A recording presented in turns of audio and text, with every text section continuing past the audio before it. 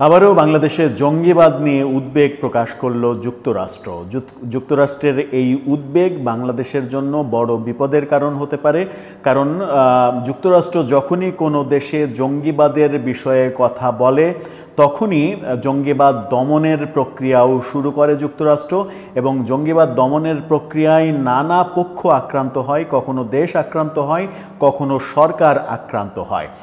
যুক্তরাষ্ট্র যখন বাংলাদেশে নতুন করে জঙ্গিবাদের প্রসঙ্গ আনলো এবং জঙ্গিবাদের প্রসঙ্গে সরকারকে সতর্ক করলো, তখন কি এটা বলা যায় যে প্রফেসর ইউনূস সরকারের বিরুদ্ধে যুক্তরাষ্ট্র নতুন কোনো পদক্ষেপ নিতে চলেছে? সেই আলোচনা করার চেষ্টা করব এই ভিডিওতে। থাকবেন পলিটিক্স টিভির নিয়মিত আয়োজনে।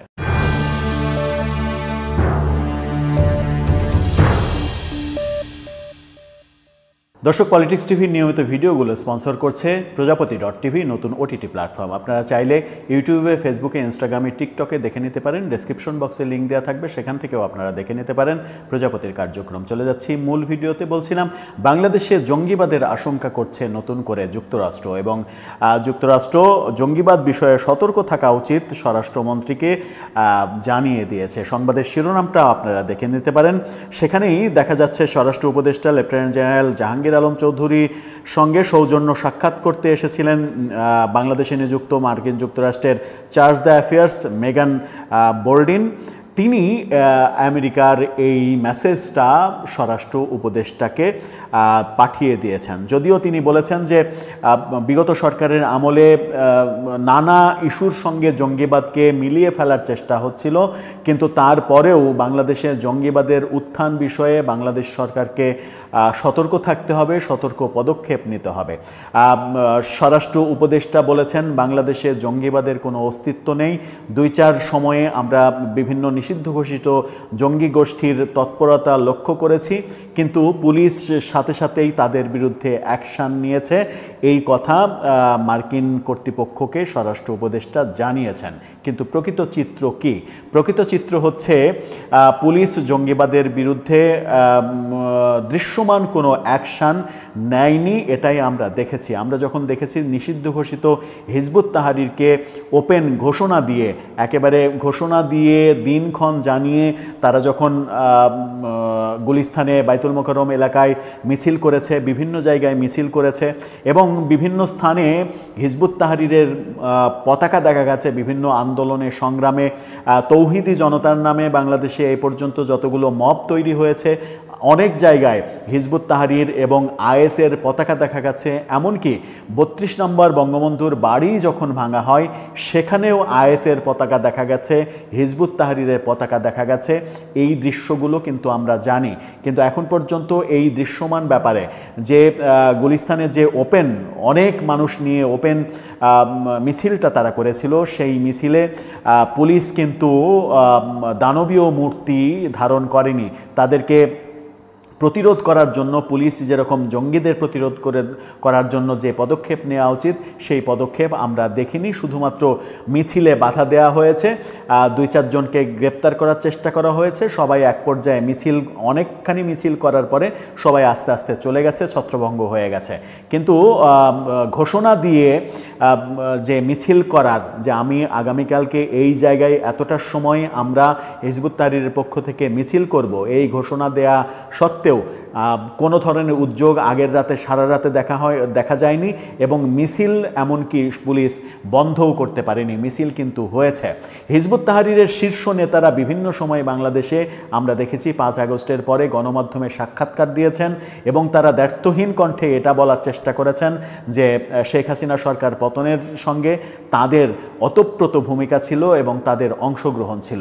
এই ব্যাপারগুলো সরকার দেখেও না দেখার ভান করেছে, যাতে করে যার ফলে যেটা হয়েছে সেটা হচ্ছে জুলাই আন্দোলন অনেকখানি বিতর্কিত হয়েছে, জুলাই বিপ্লব বিতর্কিত হয়েছে।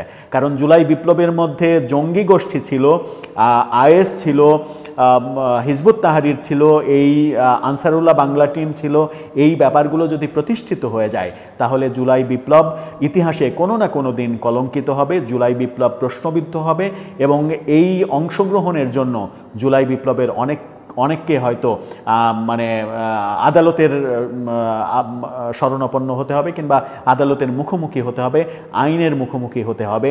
সেরকম পরিস্থিতি আসলেও অবাক হওয়ার কিছু থাকবে না।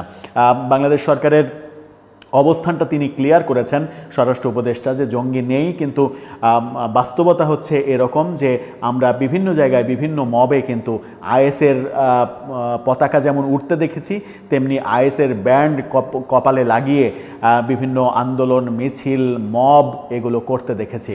প্রথম আলোর সামনে যে মব তৈরি করা হয়েছে, প্রথম আলোর সামনে যে গরু জবাই করে ছিন্নি বিতরণ করা হয়েছে, সেখানেও কিন্তু আমরা নিষিদ্ধ ঘোষিত অনেক জঙ্গি সংগঠনের অস্তিত্ব দেখেছি এবং একদিন দুইজনকে গ্রেপ্তারের ঘটনাও দেখেছি, যাতে করে তার ভাষ্যে উঠে এসেছে সেটা হচ্ছে যে তারা বিভিন্ন জায়গায় এই মবটা তৈরি করে থাকে।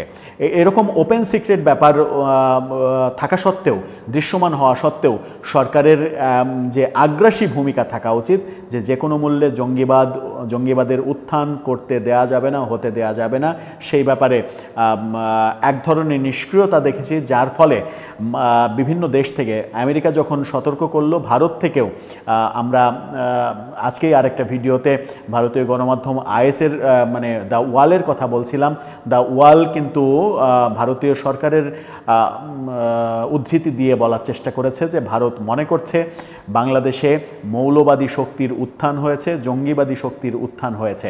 এই কথাগুলো বাংলাদেশের জন্য সম্মানজনক নয়, বাংলাদেশের জন্য বিব্রতকর, বাংলাদেশের জন্য বিপজ্জনক। আর যুক্তরাষ্ট্র তো আরও বেশি বিপজ্জনক। যদি যুক্তরাষ্ট্র বাংলাদেশে জঙ্গিবাদের অস্তিত্ব আছে এটা মনে করে যে কোনো পদক্ষেপ নিতে চাই, সেটা বাংলাদেশের স্বাধীনতা, সার্বভৌমত্বের জন্য বড় ধরনের হুমকি হতে পারে। সেই ব্যাপারে সরকার কতটুকু সতর্ক আছে সেটাই দেখার বিষয়।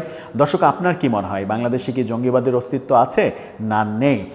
এবং যেটা বলা হয়েছে, যে আলোচনাটা হয়েছে তাদের দুজনের মধ্যে, পারস্পরিক সহযোগিতা, এই ব্যাপারে দুই দেশকে সহযোগিতা করবে, এই ব্যাপারগুলো উঠে এসেছে। এবং সেখানে বলা হয়েছে যে স্বরাষ্ট্র উপদেষ্টা বলেছেন ডিপ্লোম্যাটিক জোনে নিরাপত্তা ব্যবস্থার আরও বাড়ানোর চেষ্টা করা হয়েছে। সেখানে বলা হয়েছে যে স্বরাষ্ট্র মন্ত্রণালয়ের জননিরাপত্তা বিভাগের অতিরিক্ত সচিব উপস্থিত ছিলেন এবং সেখানে যেটা বলা হয়েছে সেটা হচ্ছে যে বাংলাদেশের বিভিন্ন ফোর্সের, যুক্তরাষ্ট্রের সহযোগিতায় বাংলাদেশের বিভিন্ন ফোর্সের জঙ্গিবাদ নির্মূল অভিযান, প্রশিক্ষণ, এই ব্যাপারগুলো তারা উপকৃত হয়েছে এমনটাও বলা হয়েছে।